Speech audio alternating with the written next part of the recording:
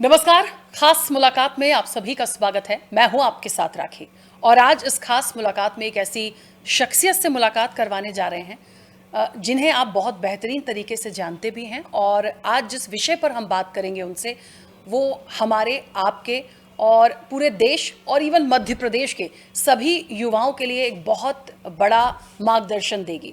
मैं ये बात इसलिए यहाँ कहने जा रही हूँ क्योंकि हम बात करने जा रहे हैं मध्य प्रदेश सरकार जिस तरीके से विरासत से विकास की बात करती आई है, भगवान श्री कृष्ण की यदि हम बात करें, उनको लेकर हाल ही में जिस तरीके से छात्रवृत्ति योजना की शुरुआत की गई है, युवाओं को जोड़ना, युवाओं के साथ साथ आज की पीढ़ी में भगवान श्री कृष्ण के जीवन दर्शन को उतारना, उन चीज़ों को लाना, ये छोटी सी बात नहीं होती है। तो इस चीज़ से युवाओं को कनेक्ट करने के लिए भगवान श्री कृष्ण मेधावी छात्रवृत्ति योजना भी है और इस योजना के लिए जिस तरीके से ज्ञान की प्रतियोगिता आयोजित की जा रही है उसके भी अपने कई आधार तय किए गए हैं। तो आज इस तमाम विषय पर हम बात करेंगे।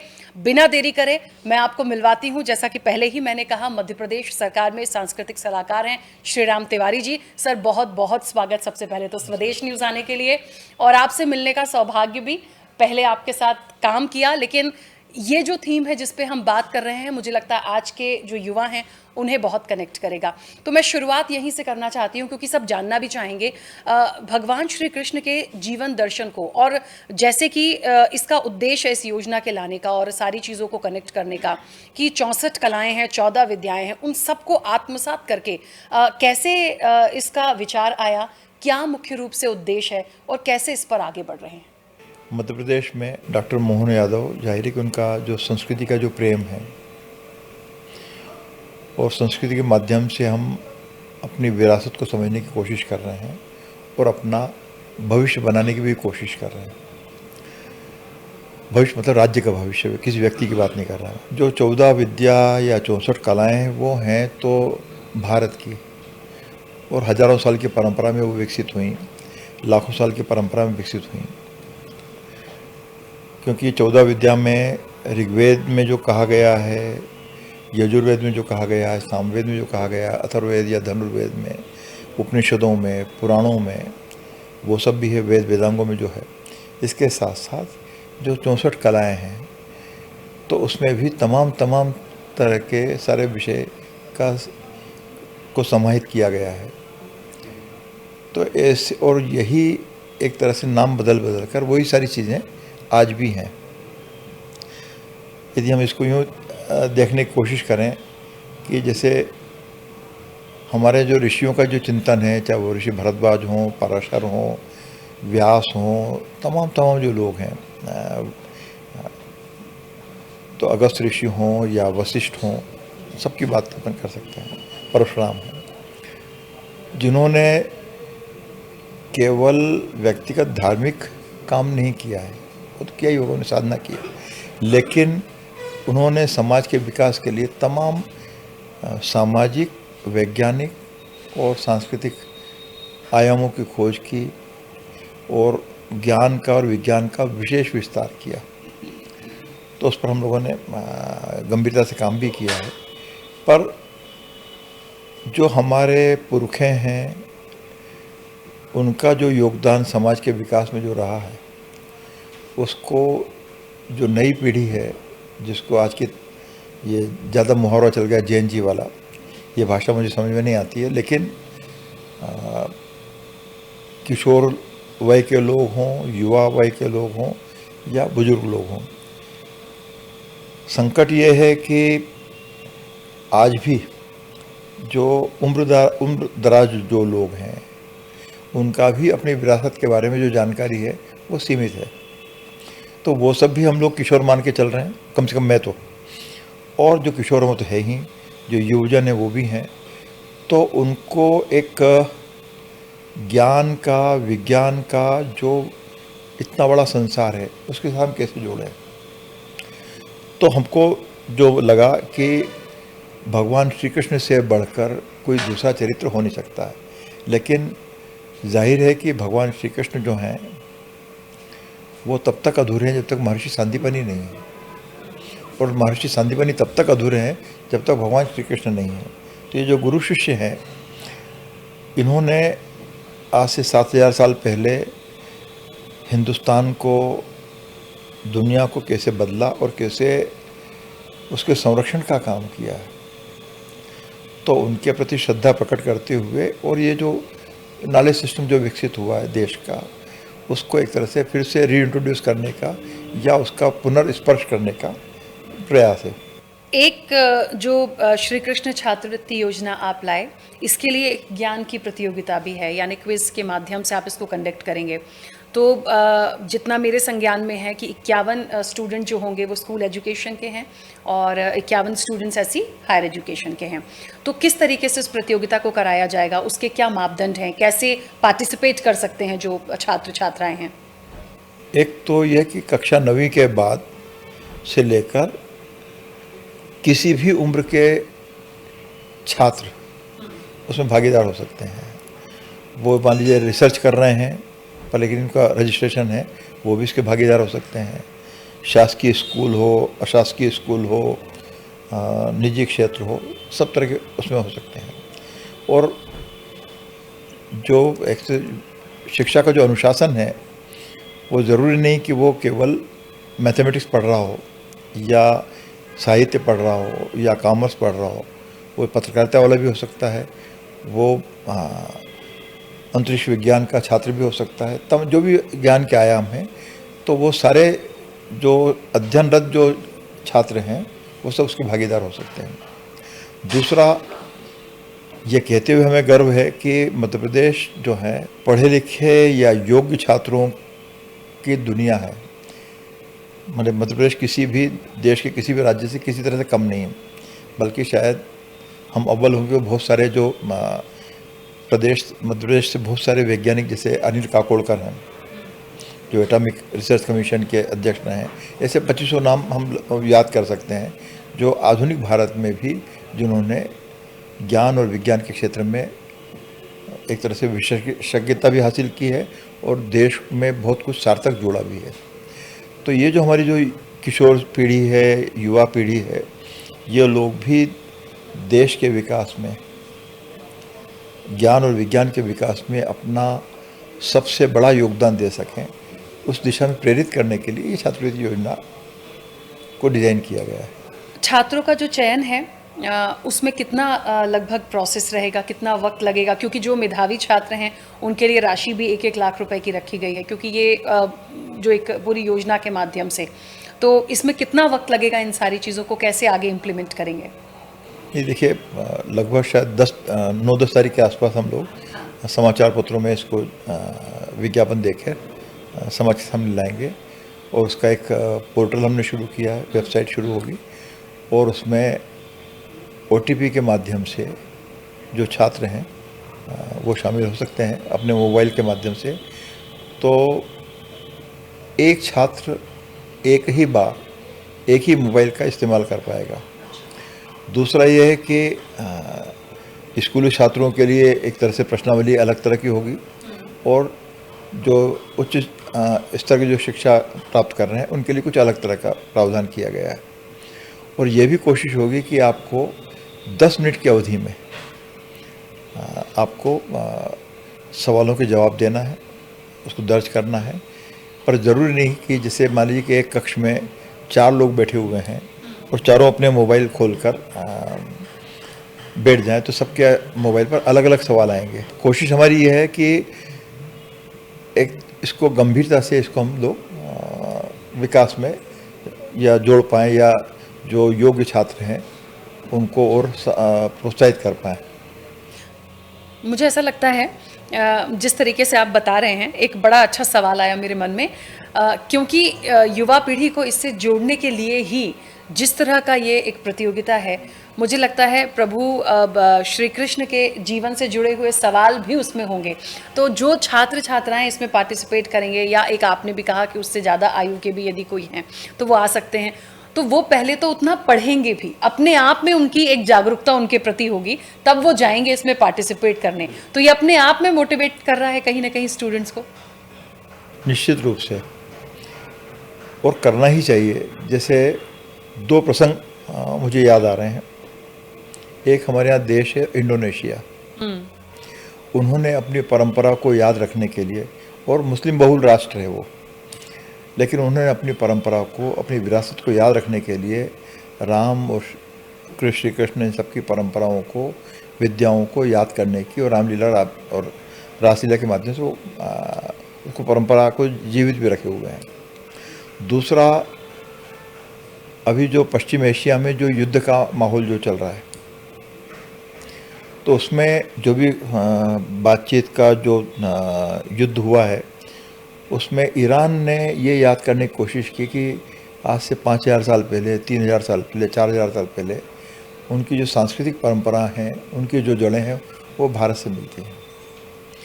तो इस बहाने से हमारी कोशिश है कि भाई भारतीय जो परंपरा है, जिसका विस्तार पूरी दुनिया में था, तो हम बाकी जगह तो लोग अब उसको याद कर रहे हैं, सब कर रहे हैं, हम ही हैं लोग जिसको याद करने में थोड़ा सा ढीलापन दिखा रहे हैं। तो हमारी कोशिश है कि भाई अपनी ताकत को हम खुद तो पहचाने हम। बिल्कुल सही बात है। श्री कृष्ण की 64 कलाओं का जिक्र होता है, 14 विद्याओं की बात होती है, और ऐसा कहा जाता है कि हर व्यक्ति यदि उनको जान रहा है, समझ रहा है, तो वो ऐसी हैं 64 कलाएं, 14 विधाएं जो हर व्यक्ति में आपको मिलें। क्या ये संभव है? कैसा आप मानते हैं इस चीज़ को? क्यों नहीं। देखिए, ये अलग बात है कि भाई अब श्री कृष्ण हैं, भगवान हैं, लेकिन हम इसको यूँ ध्यान दे के देखें, महर्षि सांदीपनि तो भगवान नहीं है, महर्षि हैं और विशेष नॉलेज उनको है, लेकिन 14 विद्या और 64 कलाओं का ज्ञान दे कौन रहा है? बिल्कुल बिल्कुल। तो महर्षि सांदीपनि के बगैर श्री कृष्ण जो हैं, मुझे लगता है कि उनकी सीमा है, और भगवान श्री कृष्ण के बगैर गुरु की भी सीमा है। गुरु और शिष्य जब तक एकाकार नहीं होंगे, तब तक कोई बड़ी दिव्य घटना नहीं घटेगी। और तो ऐसे ही हम सब जो लोग हैं, हमारे अंदर भी श्री कृष्ण छिपे हुए हैं, और हमारे अंदर भी देवी चरित्र हैं, केवल हमको उन गुणों को जगाने की बात। तो हमारी कोशिश है जिसमें जो गुण जाग जाए। कोई जगदीश चंद्र बसु हो सकता है, कोई प्रोफेसर कलाम हो सकता है, कोई भाभा हो सकता है, कोई साराभाई हो सकता है, कोई सेठना हो सकता है, कोई कुछ भी हो सकता है। तो हमारी कोशिश ये है कि कम से कम अंदर का जो एक सद्गुण की भाषा में बात करें, तो एक सद्गुण है या विशेष गुण है, उसको हम कैसे समर्थन दे सकें। तो कम से कम मेरे लिए इसका अर्थ ही है। बिल्कुल। इस पूरे कार्यक्रम को लेकर आपने उद्देश्य तो बताया, लेकिन जो एक कनेक्ट करने की बात हो रही है युवाओं से, मानते हैं कितनी जागरूकता इस तरह के कार्यक्रमों से आती है? सरकार, क्योंकि मैं हमेशा देख रही हूँ समय समय पे इस तरह के कार्यक्रम करती हैं, कई योजनाएं लेकर आ रही हैं। विरासत से विकास तो अपने आप में एक ऊंचाई पे और एक नाम हो गया है, आज सब सुनते जानते हैं। तो मुझे ऐसा लगता है कि मध्य प्रदेश की दृष्टि से समझूं, यहाँ के लोगों की बात करूँ मैं, यहीं की यदि युवा पीढ़ी को समझूं, तो इस तरह के कार्यक्रम कितनी जागरूकता या कितना उनको मोटिवेट करेंगे आने वाले समय के लिए? देखिए, हम विज्ञान के युग में हैं, तो एक ध्वनि भी निकल रही है, तो उसका जो है यूनिवर्सल इम्पैक्ट होना ही है। अब गाली दो तो, और कोई अच्छी बात कहो तो, कोई अच्छा कार्य करो तो और ज़्यादा है। ये जो गतिविधियां हैं, ये हमारे लिए कोई इवेंट भर नहीं है। इवेंट की दुनिया एक अलग दुनिया है, वो जो उनको करना करते रहें, लेकिन जो हमारी जो महान विरासत है, उसके माध्यम से हम अपने समाज का कैसे विकास कर सकें, तो इसके लिए हम प्रकारांतर से, तरह तरह से गतिविधियों का केवल आयोजन ही नहीं है, प्रकाशन भी हैं, यूट्यूब का भी हम इस्तेमाल करते हैं, कई तरह से हो रहा है। जैसे अभी आप देखें कि मुख्यमंत्री जी ने उसको शुरू किया है, जैसे गीता भवन है, तो गीता भवन अभी 3-4 तो बन गए हैं, एग्जैक्ट संख्या मुझे ध्यान नहीं है, लेकिन लगभग जो विचार है, हर विधानसभा क्षेत्र में एक गीता भवन होना चाहिए। गीता भवन का महत्व क्यों है? क्योंकि वहाँ पर जो वाङ्मय जो है, जो साहित्य है, वो वहाँ उपलब्ध होना चाहिए। कम्युनिटी सेंटर वो उस अर्थ में नहीं हुआ कि शादी ब्याह हो रहे हैं, उसके लिए अलग जगह जहाँ भी हों, लेकिन इस तरह से विचार विमर्श के वो केंद्र होना चाहिए जो सार्थक चर्चा कर सकते हैं, ज्ञान चर्चा कर सकते हैं, और जो बहुत से लोग हैं जो करेंगे। 102 छात्रों का चयन इसमें किया जाएगा जिन्हें मेधावी छात्रों को सम्मानित किया जाएगा। मैं जानना चाहती हूँ 102 छात्र चयनित करने के पीछे की कोई एक खास वजह? कोई वजह नहीं। कुल भाव यह है कि प्रदेश के सारे बच्चे और सारे अनुशासनों के बच्चे, कोई मेडिकल साइंस वाला होगा, कोई इंजीनियरिंग वाला होगा, कोई आर्ट्स वाला होगा, कोई कॉमर्स वाला होगा और स्कूली छात्र भी होंगे, तो सबके सब लोग उसमें उनका समावेश हो सके, उनको अवसर मिल सके और हर ज़िले के कम से कम एक बच्चे को मिल जाए। कोशिश है, अब ज़रूरी नहीं कि एक ही ज़िले से एक ही हो, ये हमने इसको मर्यादा रखी नहीं है, लेकिन कोशिश ये रहेगी कि भाई पूरे प्रदेश में सर्वांगीण तरीके से हमको इसको योजना को ले जाना चाहिए, ताकि हर बच्चे को, चाहे फिर वो विशेष बच्चे हों, जैसे कि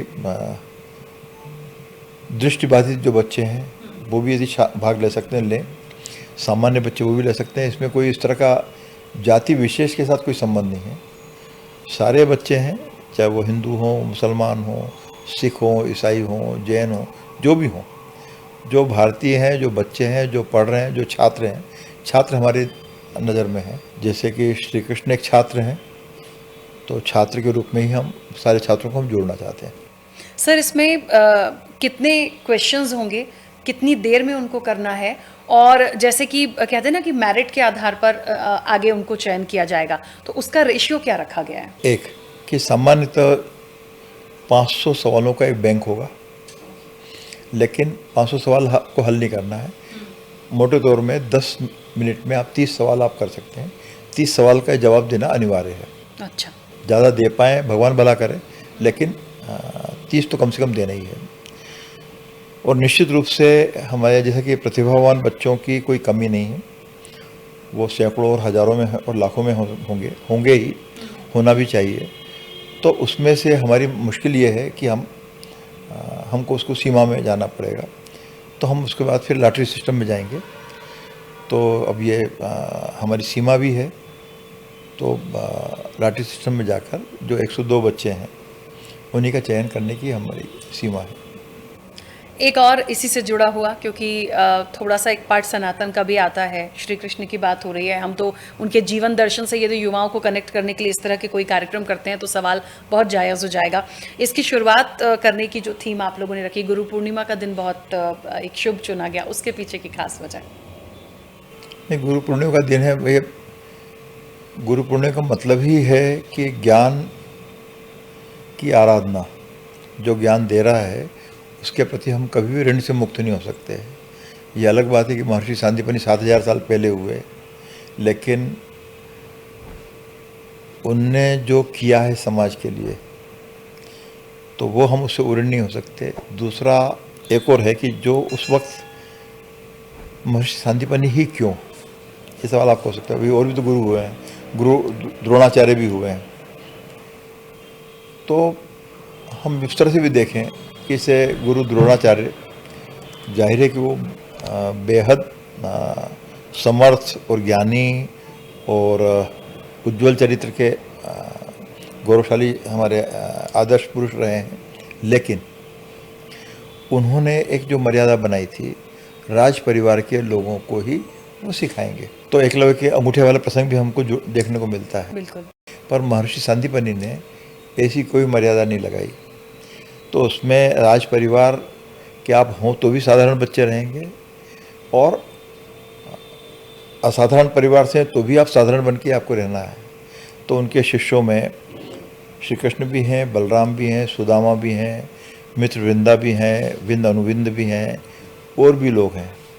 दूसरा, सांदीपनि जो गुरुकुल है, इसकी परंपरा, मुझे लगता है कि शायद दुनिया में 1000-1500 साल तक चलने वाला गुरुकुल अकेला ये है सांदीपनि, जिसमें जो इतिहास बताता है कि ईसा से 1200 साल पहले तक महर्षि लगध, जिन्हें वेदांग ज्योतिष के पहले गणितज्ञ हैं, वो अवंतीपोरा मतलब जम्मू कश्मीर के रहने वाले हैं, और वहाँ से वो विद्याध्ययन के लिए उज्जैन आते हैं और वेदांग ज्योतिष के पायोनियर गणितज्ञ बनते हैं। तो अब ऐसे गुरु का और ऐसे गुरु द्वारा जो विद्या का जो दान किया गया उसको तो उसकी आराधना करना, उसको सलाम करना बनता है। बिल्कुल। बहुत दिनों से ये चर्चाएं रहीं, कई बार आई सुनने में, और इसीलिए मैं पूछ लेती हूँ।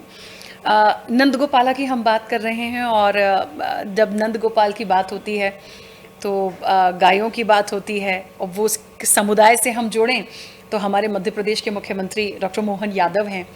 क्या इसलिए ही उनके प्रति बहुत झुकाव है और इस तरह के कार्यक्रम होते हैं? ये सबका सवाल है, हमेशा ये चर्चाओं में आता है कि वो भी यादव हैं, इसलिए थोड़ा सा इस तरह के आयोजन। क्या है इसके पीछे? ये अच्छा है सवाल। देखिए, छात्रवृत्ति योजना का नाम क्या है? भगवान श्री कृष्ण छात्रवृत्ति योजना। किसी भी भगवान की कोई जाति नहीं है। श्री कृष्ण की एक मनुष्य के रूप में जाति रही होगी, महर्षि संदीपनी की भी रही होगी, जो छात्र हैं उनकी भी रही होगी, लेकिन भगवान की कोई जाति नहीं है। भगवान हम सबके हैं। तो उस अर्थ में न वो यादव हैं, न वो तिवारी हैं, न वो उपाध्याय हैं, न वो कुछ हैं। वो हम सबके गॉडफादर हैं, भगवान हैं। और चाहे फिर महादेव हों, चाहे वो श्री राम हों, चाहे दुर्गा हों, चाहे लक्ष्मी हों, इनको हम जाति यदि सूचक में देखेंगे तो इससे बड़ा दुर्भाग्यपूर्ण कुछ नहीं है। भगवान का काम ही है कि वो सबके जगत पिता है। और आप देखें कि भगवान श्री कृष्ण जब अध्ययन कर लेते हैं 14 विद्या और 64 कलाओं का, तो महर्षि सांदीपनि खुद जो उनके गुरु हैं वो उनको जगत गुरु से नवाजते हैं। गुरु खुद कह रहे हैं कि भाई आप जगत गुरु हो। योगेश्वर वो बनते हैं, युगंधर वो बनते हैं। तो अब ऐसा आदमी जो सारी दुनिया का है उसको हम किसी जाति विशेष में कैसे सीमित कर सकते हैं? मुझे तो ठीक नहीं लगता। तो उस पर भगवान श्री कृष्ण पर सबका अधिकार है, यादवों का भी है, पर तिवारियों का भी है, और श्रीवास्तवों का भी है, और सक्सेनाओं का भी है, जिसका भी है सबका है। सर, चलते चलते एक छोटा सा सवाल और, इस पूरी योजना के माध्यम से और जिस तरीके से भगवान श्री कृष्ण छात्रवृत्ति योजना है, और इस योजना में जो भी मेधावी होंगे किस तरीके से उनको जो राशि दी जाएगी 1-1 लाख रुपए की, पूरा एक आपने बहुत अच्छे से बताया। क्योंकि इस तरह की चर्चा के माध्यम से जो स्टूडेंट है, जो पार्टिसिपेट करना चाहते हैं, उन्हें कम से कम जानकारी मिलेगी। कुछ महत्वपूर्ण बात इस योजना से रिलेटेड, और जो इसमें पार्टिसिपेट करेंगे उन लोगों के लिए इस मंच के माध्यम से कुछ कहना चाहते हैं? जो भी दर्शक हैं, यदि वो छात्र हैं तो बहुत अच्छी बात है कि वो खुद रुचि लें। ये छात्र नहीं है, अभिभावक हैं, तो वो अपने बच्चों को प्रेरित करें। और क्योंकि इसमें मजहब कहीं भी नहीं है, एक ज्ञान चर्चा होना है, और ज्ञान के, विज्ञान के समर्थन के लिए जो गतिविधि होने वाली है उसमें आगे बढ़ चढ़ कर हमको भाग लेना चाहिए। पुरस्कार मिलता है, नहीं मिलता है, ये सबकी सीमाएं हैं, लेकिन एक नई तरह की कोई पहल एक किसी राज्य में हो रही है, वो अनुकरणीय है, मेरा अपना मानना है। और क्योंकि वैसे तो बहुत सारी छात्रवृत्ति योजना ऐसी भी चल रही हैं, लेकिन उनका अपना महत्व है। इसका कुछ दूसरी तरह का महत्व है। ये एक तरह के आंदोलन बनाने की हमारा प्रयास है, और आंदोलन इस बात का ज्ञान के लिए, विज्ञान के लिए, उसके लिए एक तरह संकल्प और उसको आत्मसात करने के लिए। तो जितना वो हो पाए तो हमें भी प्रसन्नता होगी, मुख्यमंत्री को भी होगी। बिल्कुल ठीक है। बहुत शुक्रिया हमारे साथ बातचीत करने के लिए, इतनी महत्वपूर्ण बातें आपने रखी, बहुत लोग जानना चाहते थे। थैंक यू सो मच स्वदेश न्यूज़ आने के लिए, इस महत्वपूर्ण विषय पर हमसे बात करने के लिए। तो खास मुलाकात में हमारे साथ श्रीराम तिवारी जी थे, और जिस तरीके से भगवान श्री कृष्ण छात्रवृत्ति योजना की बात हो रही है, इस योजना का क्या आधार है, क्यों युवाओं को श्री कृष्ण के जीवन दर्शन से जोड़ना है, क्यों आज की युवा पीढ़ी को इसका ज्ञान होना चाहिए, और इस तरह की योजना क्यों लाई जा रही है, आज इस पर हमने बात की है। और मुझे लगता है ज़्यादा से ज़्यादा लोग इस पर पार्टिसिपेट करें, क्योंकि आप न सिर्फ उनके जीवन दर्शन को सीखेंगे बल्कि आत्मसात करेंगे, और आने वाले समय में यदि आप उसमें आगे बढ़ते हैं तो ये सरकार की जो योजनाएं हैं उसे भी पूरा करेगी, उनका उद्देश्य पूरा होगा, और आपका भी ज्ञान बढ़ेगा, क्योंकि ज्ञान से बढ़कर कुछ नहीं होता। तो खास मुलाकात में इतना ही। बने रहिए स्वदेश न्यूज़ के साथ, सबसे पहले देश। ऐसे ही वीडियोस के लिए लाइक करें, शेयर करें, फॉलो करें, YouTube पर जाकर सब्सक्राइब कर बेल आइकन दबाना ना भूलें। और ताजा अपडेट्स के लिए स्वदेशलाइव.com पर जरूर जाएं।